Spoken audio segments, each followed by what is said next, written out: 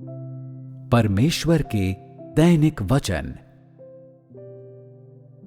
देशों में बड़ी अराजकता है, क्योंकि परमेश्वर की छड़ी ने पृथ्वी पर अपनी भूमिका निभानी शुरू कर दी है। परमेश्वर का कार्य पृथ्वी की स्थिति में देखा जा सकता है।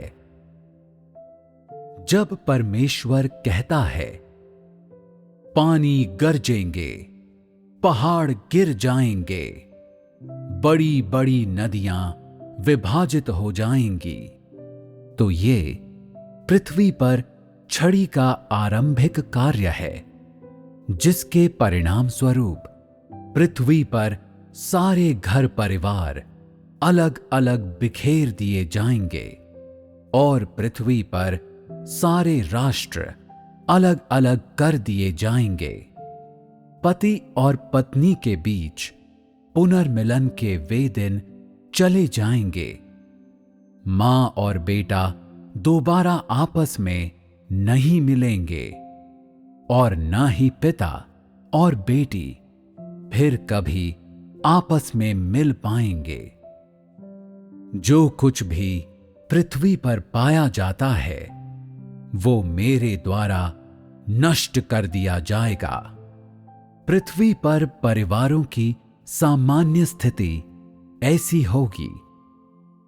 स्वाभाविक रूप से संभवतः उन सभी की स्थिति ऐसी नहीं हो सकती है, किंतु उनमें से अधिकांश की ऐसी ही स्थिति है।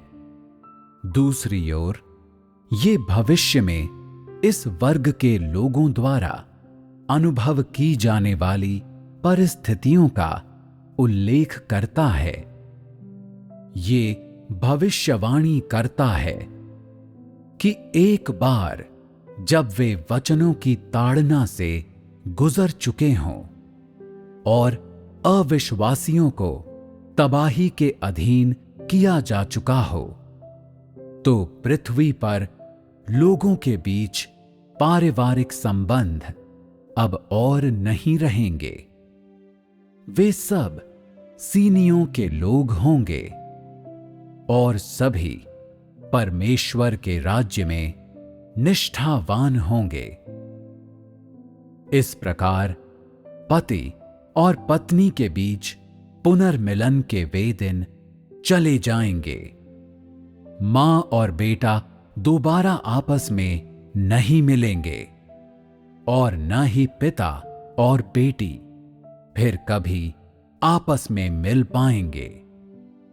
और इसीलिए धरती के लोगों के परिवारों को अलग थलग कर दिया जाएगा, फाड़कर टुकड़े टुकड़े कर दिया जाएगा, और ये परमेश्वर द्वारा मनुष्य में किया जाने वाला अंतिम कार्य होगा।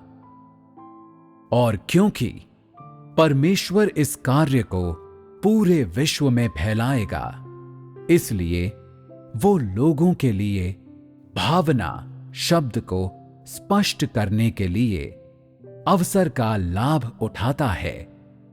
इस प्रकार उन्हें ये देखने देता है कि परमेश्वर की इच्छा सभी लोगों के परिवारों को अलग थलग करना है और ये दिखाना है कि परमेश्वर मानव जाति के बीच सभी पारिवारिक विवादों को हल करने के लिए ताड़ना का उपयोग करता है।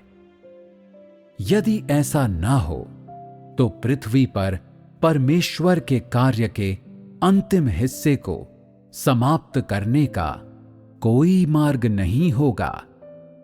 परमेश्वर के वचनों का अंतिम भाग मानव जाति की सबसे बड़ी कमजोरी को प्रकट करता है। वे सभी भावनाओं में रहते हैं और इसीलिए परमेश्वर उनमें से एक को भी नहीं टालता है और संपूर्ण मानव जाति के हृदयों में छिपे रहस्यों को उजागर करता है। लोगों के लिए स्वयं को भावना से पृथक करना इतना कठिन क्यों है?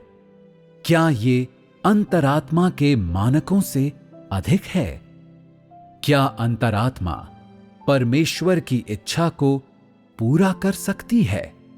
क्या भावना विपत्ति में लोगों की सहायता कर सकती है? परमेश्वर की नजरों में भावना उसका शत्रु है। क्या ये परमेश्वर के वचनों में स्पष्ट रूप से नहीं कहा गया है?